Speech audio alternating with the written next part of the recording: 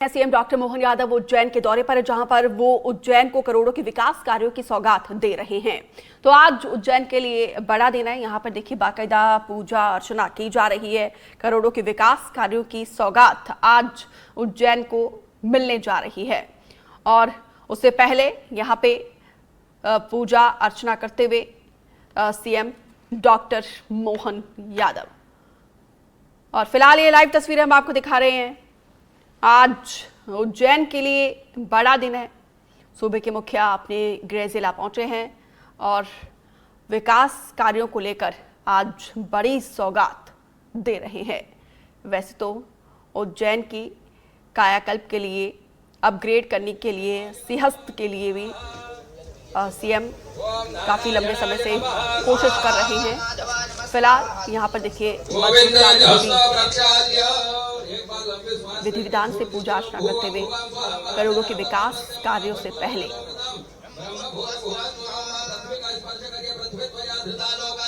तो जरूरी होता है पहले ईश्वर की प्रार्थना करना, मंत्रोच्चारण और तमाम उस क्रियाओं को करना, ताकि विकास को लेकर जो रोड मैप सीएम के जहन में है, जो सीएम का रोड मैप है प्रदेश के विकास के लिए, अपने गृह जिला के लिए, और उसी से पहले यहाँ पे पूजा अर्चना करना भी जरूरी होता है। वही प्रक्रियाएं करते हुए सीएम ललित जैन ज्यादा जानकारी के साथ फोन पर जुड़े हैं। ललित, आज उज्जैन के लिए बड़ा दिन है। सूबे के मुखिया उज्जैन में ही है, करोड़ों के विकास कार्यों की सौगात देंगे, लेकिन उससे पहले पूजा अर्चना करते हुए जी सीएम डॉक्टर मोहन यादव, केंद्रीय मंत्री गजराज सिंह शेखावत आज वैश्विक आध्यात्मिक पर्यटन सम्मेलन में आए हुए।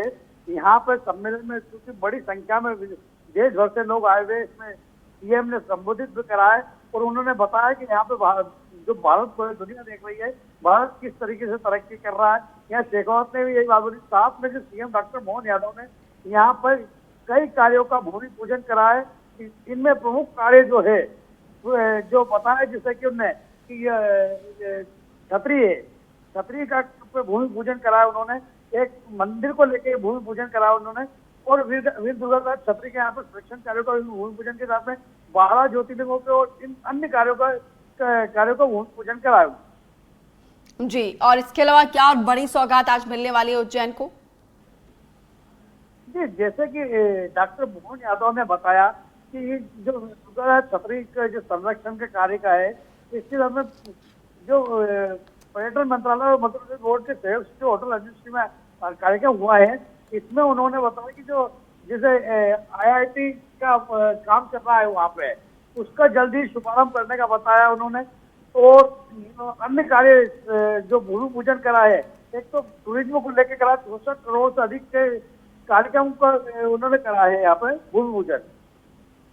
जी, तो अभी ये कार्यक्रम कब तक चलेगा?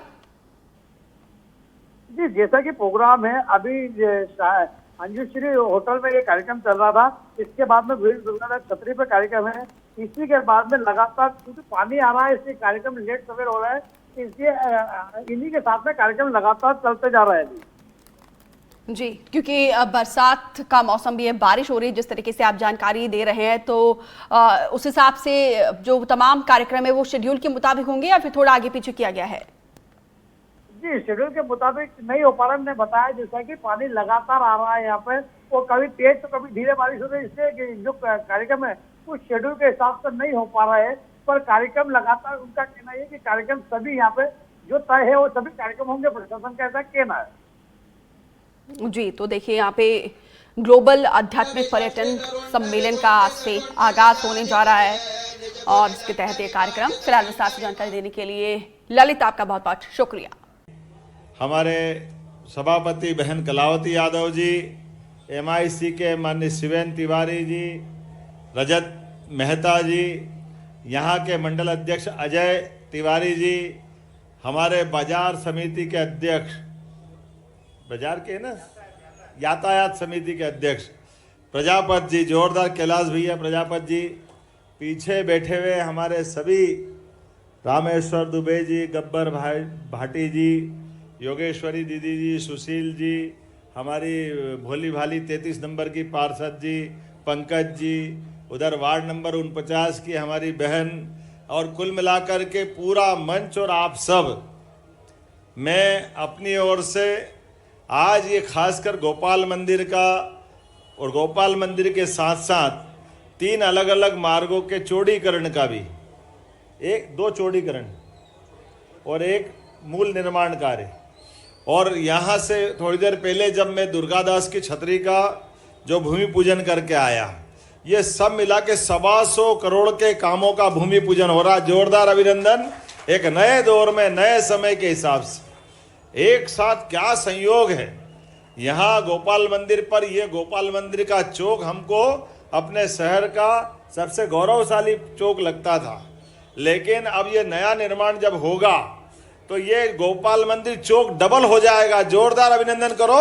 इधर से उधर तक हमको मालूम, जब सवारी निकलती, पेशवाई निकलती है, और ये पटनी बाजार तरफ का रास्ता जो सबसे छोटा लगता था, और इसमें भी वो सारे प्रबंधन किए हैं कि जो जो लोगों की रोजी रोटी के कामकाज है संस्थान के, प्रत्येक आदमी को जोड़ के रखा। सबके लिए जोरदार अभिनंदन। हमारे इस योजना के प्रोजेक्ट से किसी के मन में कोई कष्ट नहीं है, कोई परेशान नहीं, सबको जोड़ के चलने के लिए ये जो हमारी अपनी भावना है कि हाँ विकास होना चाहिए, लेकिन इनके साथ में ये हमारे ऐसे लोग छूट रहे हैं, उनको भी जोड़ दें। लेकिन ये बात भी सही कि इस रिगल टाकीज की कहानी भी बहुत पुरानी, 16 से लगाकर पता नहीं कौन कौन सी पिक्चरों में हम में से कई लोगों ने यहाँ देख करके आनंद लिया होगा। वो पुराने जमाने की पिक्चरों का दौर, जिसके आधार पर ये 16 की 16 तो ऐसा लगा के भूल ही गए। एक वो नदिया के पार में भी 1.5 साल पता नहीं कितने साल चली थी वो, लगी 1.5 साल चली थी वो। हाँ, भगवान जाने, ऐसा लग रहा है कि भूल ही गए लोग, ऐसा रोज इतनी अच्छी पिक्चरों के बलबूते पर। और यहाँ उज्जैन में वैसे तो 2 टाकीज थे, जब मूक पिक्चरें आती थी, आवाज नहीं होती थी, तो कैलाश टाकीज उसका गवाह था। कैलाश टाकीज में आगे एक स्टोरी में बोलने वाला, मेरे को तो मालूम नहीं, पिताजी सुनाते थे कि हम जाते थे, पिक्चर उधर चलती रहती थी, एक स्टोरी बताता, देखो अभी आया है दारा सिंह आया, इसने इसको मारा, ये सब करा वैसा करा, वो पूरी कहानी सुनाते रहते थे। पिक्चरों का भी वो दौर अलग ही था। लेकिन आज अपने बीच में ये जो चौगान मिलने वाला है, बाबा महाकाल की सवारी, हरिहर मिलन, सिंहस्थ की पेशवाई, उज्जैन का गौरवशाली कोई भी आयोजन अगर हो और गोपाल मंदिर नहीं आए तो ऐसा लगता है कि उज्जैन में आए ही नहीं। इतना ये शानदार इतिहास गोपाल मंदिर का है, चारों तरफ से हमारे शहर के मध्य का। लेकिन आने वाले समय में जिस प्रकार से विकास के काम चल रहे हैं, अब गाड़ी अड्डा से बड़े पुल तक और बीडी मार्केट से लगा करके छोटे पुल तक, ये दोनों मार्गों का भी भूमि पूजन हुआ है। हमारे बीच में एक एक करके वो सारे काम, जिनके बलबूते पर हमारे उज्जैन की गौरव गरिमा और बढ़े, हमारे अतीत के वो गौरवशाली पृष्ठ, ये सामने गोपाल मंदिर का समय, लेकिन ये जो अपना वर्तमान का रिगल टाकीज, पुराना नगर निगम, आपको जानकारी के लिए बताना चाहूँगा, ये यहाँ पर बाईजाबाई सिंधिया जी का महल था पुराने समय में। यहाँ जिनने गोपाल मंदिर बनवाया, वो बाईजाबाई की प्रतिमा भी गोपाल मंदिर में भगवान के साथ कोने में लगी हुई है। उनकी अपनी पूंजी से, निजी खर्च से गोपाल मंदिर का ये निर्माण कराया गया था, और उनके मन में आस्था थी, इसलिए अपने मकान के सामने गोपाल मंदिर बनाना, और उस भाव के आधार पर ये गोपाल मंदिर बना। लेकिन इस गोपाल मंदिर में एक गौरवशाली पृष्ठ और जुड़ा हुआ है, जो उज्जैन का हमको और गौरव देता है। 1000 साल पुराना महमूद गजनबी जब सोमनाथ का दरवाजा तोड़कर ले गया अफगानिस्तान आगे कांधार तक, तो यहाँ के महाजी राजा सिंधिया ने अपनी सेना के बलबूते पर पूरे देश में कई सारी लड़ाइयाँ जीती, और एक लड़ाई तो लड़ते लड़ते अफगानिस्तान के आगे तक पहुँच गए, और वहाँ से युद्ध में जीतने के बाद चांदी का दरवाजा जो पन्ने के पल्ले से बना हुआ है, वो दरवाजा अभी गोपाल मंदिर के गर्भगृह के बाहर लगा हुआ है। वो दरवाजा नहीं, वो गौरवशाली इतिहास है हमारा सबका। जोरदार अभिनंदन करें उज्जैन के लड़ाके, ऐसे सारे गौरवशाली पृष्ठों को हासिल करने में सामर्थ्यशाली है। ऐसी कई सारी चीजें हैं, लेकिन आज के इस अवसर पर जब विकास का कारवा चल रहा है, तो माननीय प्रधानमंत्री का जोरदार अभिनंदन करें, श्रीमान नरेंद्र मोदी जी का। दोनों हाथ ऊपर करके अभिनंदन कर रहे हैं माननीय मोदी जी का। कितने शुभंकर हैं वो, उनने अपने हाथों से महाकाल के महालोक का लोकार्पण किया और उज्जैन की पूरी दशा बदली। हमारे बीच वैसे तो ये अमरावती नगरी है, जिस अमर नगरियों में से कुछ नगरियों की कल्पना की गई है, और केवल अमर नहीं, जिन नगरियों में रहने मात्र तो छोड़ो, एक दिन कोई गुजार दे, एक छिपराजी में कोई डुबकी लगा ले तो उसको मोक्ष मिल जाता है। जन्म जन्म के चक्कर से मुक्त करने वाली नगरी है। अयोध्या, मथुरा, माया, काशी, कांची, अवंतिका, पुरी, द्वारा, वतिश्चेव, सप्तैते मोक्षदायिका, ये जो 7 पवित्रतम नगरियां हैं, उन 7 पवित्रतम नगरियों में हमारी अवंतिका है। अवंतिका जिसका कभी अंत नहीं होगा, हर काल में, हर समय, हर युग में इसकी अपनी आभा कीर्ति और यहाँ की कहानियां हमारे लिए हजारों हजार साल से इसी के प्रांगण में कभी विक्रमादित्य अपने घोड़े दौड़ाते हुए अपनी विजय पताका दुनिया भर में फहराते फिरे, यहाँ के ही आंगन से निकले हुए महाकवि कालिदास अपनी रचनाओं के माध्यम से अमर हो गए।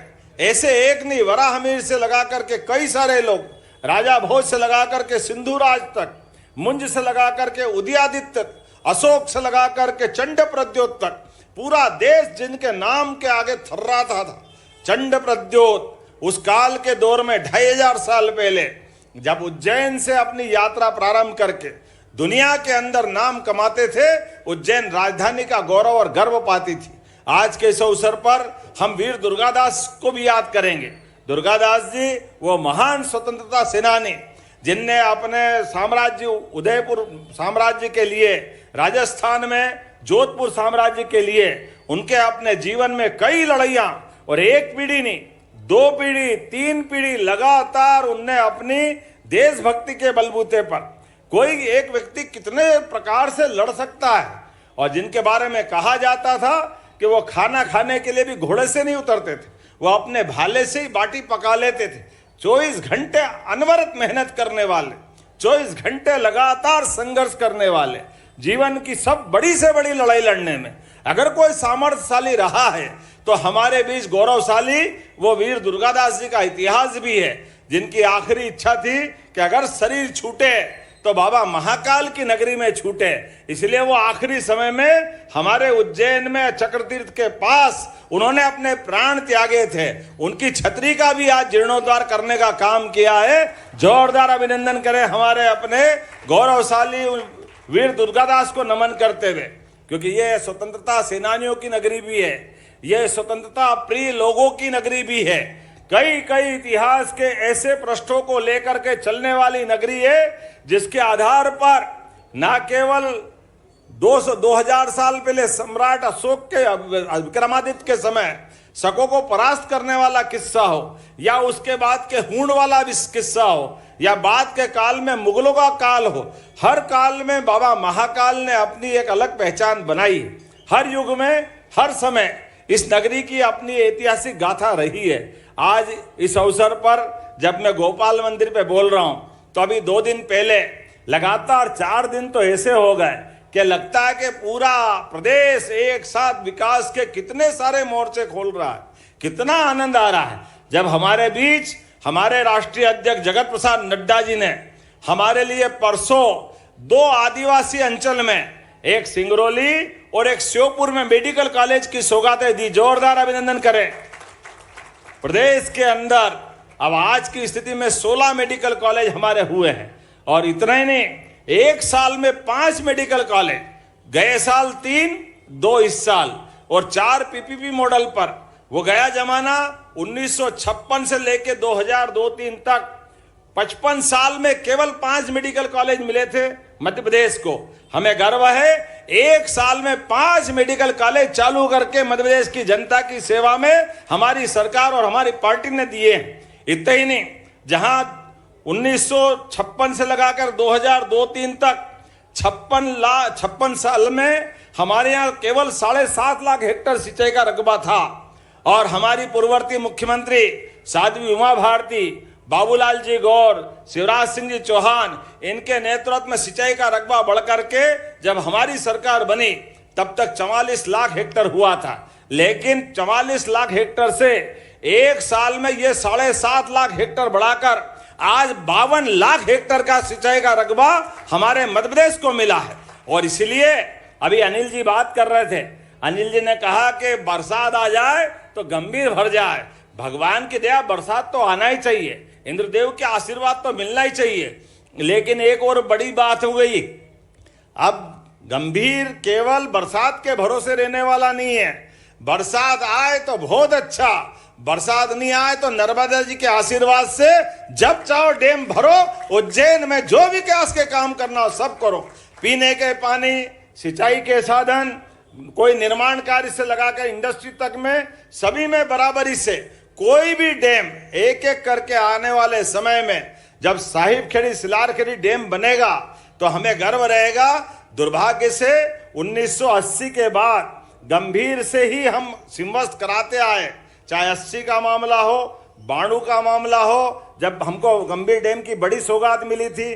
80 में तो माननीय राधेश्याम जी उपाध्याय महापौर जी के समय मिट्टी के डैम बना करके पाइपलाइन 1 करोड़ रुपया कर्जा लेकर के पहली बार गंभीर का पानी उज्जैन आया था। 92 में पटवा जी के समय नरसिम्हा राव जी ने बड़ी सौगात दी थी और ये वर्तमान का डैम हमारा गंभीर डैम का लोकार्पण हुआ था। लेकिन उसके बाद से 2004 तक लगातार गंभीर से हम शिप्रा स्नान कराते रहे।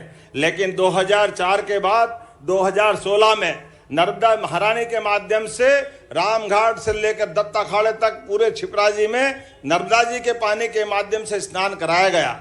लेकिन साधु संतों ने कहा कि हाँ, हम उज्जैन आते हैं, सिंहस्थ में स्नान करना चाहते हैं, लेकिन सिंहस्थ में स्नान छिपरा जी में करना चाहते हैं। अगर नर्मदा जी में ही करना तो अमरकंटक चले जाए, ओंकारेश्वर चले जाए, तो उज्जैन क्यों स्नान करने आए? इसलिए भावनाओं का सवाल है। हाँ, हमारी सरकार ने इस बात को भी उनके सिरोधार्य किया। हमने कहा कि आपके आशीर्वाद से महाराज जी, इस साल का जब हमारा सिमवस्त होगा, सिमवस्त में हमारे मालूम है कि छिपरा जी कोई ऊपर बर्फ नहीं है कि बर्फ पिघलते पूरे साल गंगा जी के समान जल आता है, ना हिम ग्लेशियर है, ना कोई बड़ा झरना है। ये मूल रूप से बरसात में बहने वाली नदी है। अतीत के कालक्रम में हो सकता है कोई बड़ा जंगल होगा तो छिपरा जी बहती थी, लेकिन बरसात के अलावा पानी रहता नहीं। ऐसे में हमने अपने अधिकारियों को बिठाया, योजना बनाई और कहा कि बरसात में तो नदी में बहुत बाढ़ आती है, आप एक काम करो, बरसात का पानी इकट्ठा करो। और उस इकट्ठा करने में योजना बनी, ये साहिब खेड़ी और सिलार खेड़ी, हमारे पास सिलार खेड़ी का बड़ा तालाब है, तो ये सेवर खेड़ी के पास से बरसात के सावन भादवा में वो पानी उठा करके सिलार खेड़ी में डाल देंगे। 8 महीने वो पानी भरा रहेगा और धीरे धीरे बहाव के माध्यम से छिपरा जी में पानी छिपरा जी का ही आएगा। जोरदार अभिनंदन करें, बोले छिपरे महारानी की। अब हमारे छिपरा जी में 12 महीने स्नान करने के लिए छिपरा जी का पानी मिलेगा। और केवल छिपरा जी का नहीं, आप तो आने वाले समय में हमारे सभी प्रकार के क्षेत्रों में, आज उद्योग धंधों की अगर बात करें तो विक्रम उद्योगपुरी में केवल देश वाले नहीं, अपने प्रदेश वाले नहीं, विदेश वाले भी, जर्मनी, जापान, इंग्लैंड, कहां से, कोरिया, अगर ये सारे लोग आकर के उज्जैन में फैक्ट्री लगा रहे हैं और उज्जैन के लोगों को रोजगार भी दे रहे हैं और उज्जैन को गौरव भी दे रहे हैं। कौन सा देश ऐसा, अमेरिका से लगाकर इंग्लैंड तक, रसिया से लेकर के जापान तक, जहां हमारे उज्जैन के कपड़े अब निर्यात नहीं हो रहा? जोरदार अभिनंदन करो, ये बदलते दौर का उज्जैन है, जहां हमारे यहाँ की बनी हुई कपड़े की इकाइयों के माध्यम से दुनिया भर में हम कपड़े भेज रहे हैं। वो जमाना था हीरा मिल, विनोद मिल, इंदौर टेक्सटाइल मिल, जब मिल से कपड़े बनते थे, लेकिन कपड़े बनकर के विदेश में जाते जरूरी नहीं था, क्योंकि उस समय सूत का जमाना था, काटन के कपड़े लट्ठे मिलते थे। लेकिन आज के समय में वही काटन से हमारे अच्छे वाले कपड़े दुनिया भर में निर्यात कर रहे हैं। जब ये वाली बात कर रहा हूं तो एक बात और बोलना पड़ेगी। मैं कांग्रेस के मित्रों से कहना चाहता हूं, हमारे यहाँ इस देश की परंपरा है माता बहनों की इज्जत करना, सम्मान के साथ देखना। उनके लिए हमारी सरकार ने माननीय प्रधानमंत्री का जोरदार अभिनंदन करो, श्रीमान नरेंद्र मोदी का, जिन्होंने लखपति दीदियां, लखपति ड्रोन दीदियां और कई योजनाएं चालू की। अब तो आने वाले समय में लोकसभा विधानसभा में भी हमारे प्रधानमंत्री के माध्यम से 33% आरक्षण दिया है। जोरदार अभिनंदन करो माननीय मोदी जी का। और हमने भी उनके आदेश के आधार पर लाडली बहना योजना जो चुनाव के पहले चालू हुई थी, उस लाडली बहना योजना के बलबूते पर हमने अपनी सरकार में कहा कि सारी योजना चालू रहेगी और धीरे धीरे करके हम 3,000 रुपये तक देंगे। गए साल हमने 1250 दिए, इस साल सावन के महीने में 250 अलग और 1250 दे ही रहे हैं। लेकिन भाई दूज से दीपावली के बाद हम बहनों को 1,500 रुपया महीना देंगे। ये हमारी बहनों के प्रति हमारी भावना है, ये सम्मान है। लेकिन ये कांग्रेस के प्रदेश अध्यक्ष और कांग्रेस के लोगों को बहन बेटी का अपमान करने का पता नहीं कौन सी मति मारी गई। क्या बोलते हैं, कैसा बोलते हैं। कोई कहता लाडली बहनाओं को बोरे में बंद के फेंक देंगे। अरे वाह, तुम्हारे काका जी का राज है, ऐसा कर दोगे, कैसे बात कर रहे हो। लेकिन कोई कहता कि ये बहनें पैसा मिल गया तो दारू पीती है। अरे शर्म आना चाहिए, डूब मरना चाहिए तुम अगर ऐसी बात करते हो। माफी मांगना चाहिए, प्रदेश की जनता माफ नहीं करेगी। बहन बेटी का अपमान ये प्रदेश सहन करने वाला नहीं, किसी हालत में इस बात को बर्दाश्त नहीं कर सकते। पता नहीं कहां के आंकड़े लिया है, खुद की उतरी नहीं होगी रात में, पता नहीं क्या हुआ, किसके लिए कह रहे भगवान जाने, क्या मालूम क्या चक्कर है। जैसी बुद्धि वैसी बात। क्या कह रहे, ये आंकड़ा लिया है। अच्छा हुआ दैनिक भास्कर में इस टेबल छपी है जिसके माध्यम से कहा कि सबसे ज्यादा दारू पीने वाले हो सकते कहीं भी होंगे, लेकिन ये गारंटी से कह सकता हूं हमारे ही प्रदेश की बहनों का अपमान करने का अधिकार हमारी सरकार और हमारी पार्टी बिल्कुल देने को तैयार नहीं है। हम सब अपने बहनों के लिए, अरे हमारे यहां तो साल में 365 दिन 500 त्योहार मनते, और कौन सा त्योहार बहन बेटी को आगे रख के नहीं मनाते। ऐसे माहौल में अगर इस तरह की बात करोगे, लोकतंत्र में तो ये कतई बर्दाश्त करने वाले नहीं। लेकिन पता नहीं क्या बुद्धि है। अगर इतिहास देखो, उनके ही नेता अगर पत्नी से झगड़ा हो जाए तो दिल्ली के अंदर तंदूर में टुकड़े टुकड़े करके जलाने का रिकॉर्ड भी अगर किसी के माथे है तो कांग्रेस के माथे है। किसी बहन बेटी के साथ अगर गलत बोलने का रिकॉर्ड भी है तो कांग्रेस के माथे है। यह कांग्रेस का अतीत हमेशा देश की आधी आबादी को, प्रदेश की आधी आबादी को अपमानित करता रहता है। हमारी सरकार और हमारी पार्टी ने तय किया है ऐसे लोगों के लिए प्रदेश में कोई जगह नहीं है। और आने वाले चुनाव में वाकई इस तरह से अगर जो व्यवहार करता है, ये भाषा बोलता है, उनको जनता पहले ही ठिकाने लगा चुकी है। ये धीरे धीरे सारे मैदान से गायब होने वाले हैं, कोई इनको बचाने वाला नहीं। तो आज के इस अवसर पर जब कई सारी सौगातें मिल रही है, ऐसे में एक बात और बताना चाहता हूं।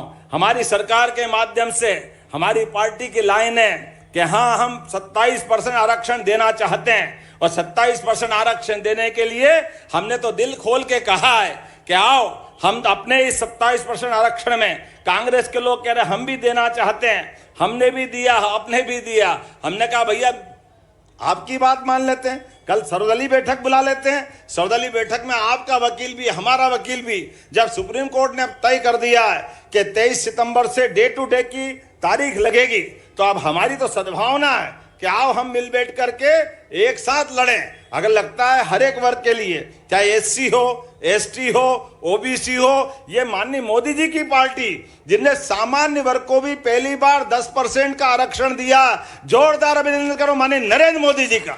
हमारा काम ही सभी वर्गों को साथ लेके चलने का है, किसी वर्ग के हक को कोई छोड़ने का, किसी हक के वर्ग को कोई अपमानित करने का नहीं। लेकिन जो राजनीति करते हैं उनका हम कुछ नहीं कर सकते। तो हमने कहा कि आइए हम सब मिलकर के विकास के एक एक एजेंडे को नीचे तक लागू करें और यशस्वी प्रधानमंत्री के नेतृत्व में प्रदेश को नंबर 1 के राज्य के स्तर पर पहुंचाएं। आइए हम सब इस बात पे सहमत है। तो मेरी अपनी ओर से बधाई देते हुए, हाँ ये नया उन्नयन की घोषणा कर दो आप।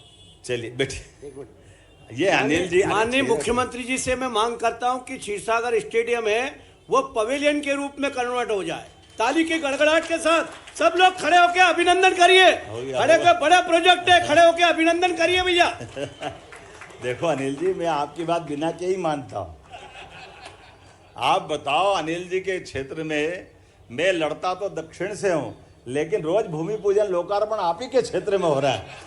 बताइए, हमारा उज्जैन है, आपका और हमारा उज्जैन है। चुनाव में भले रचना हो सकती है, इसलिए आप बताइए 10,000 करोड़ की मेट्रो ट्रेन की सौगात मक्सी रोड से, यहाँ आगर रोड से चलेगी और ठेठ इंदौर होते हुए कहाँ पीथमपुर तक जाने वाली, जोरदार अभिनंदन करो। ये नई दौर की नई व्यवस्था, मेट्रो ट्रेन बड़े बड़े नगर में मिलती थी, हमारी सरकार ने धीरे धीरे तय कर दिया।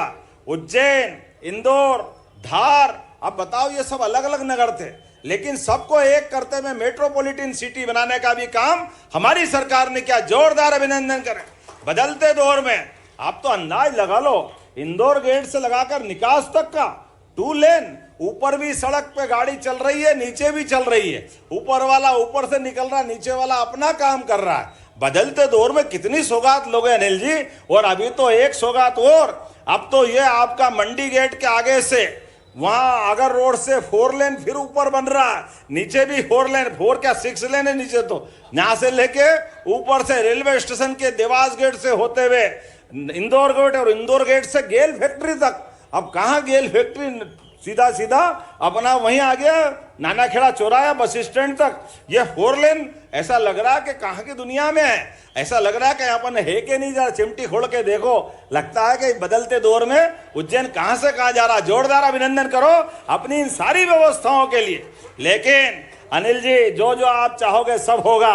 हमारा मित्र अगर यहाँ विधायक है और उज्जैन का विधायक है और जहाँ प्रदेश का कोई जिले का विधायक हो, हमने सबने प्रयास किया है। हर एक क्षेत्र के विकास के मामले में हमारी सरकार के पास कोई कमी नहीं है। जो आप चाहोगे वो सब मिलेगा। मेरी अपनी ओर से एक बार फिर आपको बधाई। और खासकर आपने क्षीरसागर स्टेडियम की बात कही है, आप प्रोजेक्ट बनाना, कलेक्टर भिजवाना, निश्चित रूप से हम आपके साथ हैं। मैं एक बार फिर आप सबको सारी सौगातों के लिए पुनः बधाई देना चाहता हूं। मेरे साथ सब जोर से बोले, भारत माता की, भारत माता की, भारत माता की। बहुत बहुत धन्यवाद। भारत माता की जय। हार्दिक धन्यवाद यशस्वी मुख्यमंत्री जी। आपके योगेश्वर प्रयासों से मध्य प्रदेश का स्वर्णिम युग के हम साक्षी बन रहे हैं। और आइए अब देखते हैं एक वीडियो रीगल टॉकीज पर आधारित, जो सीएम डॉक्टर मोहन यादव को सुन रहे थे आप, जहां पर उन्होंने बताया कि किस तरह से वो विकास की योजनाओं को और गति देने के लिए तमाम प्रयास किए जा रहे हैं, तमाम कार्य कर रहे हैं और आगे आने वाले समय में भी इसी तरह से कार्य होते रहेंगे। और साथ ही साथ उन्होंने जीतू पटवारी और कांग्रेस पर भी तंज कसा है।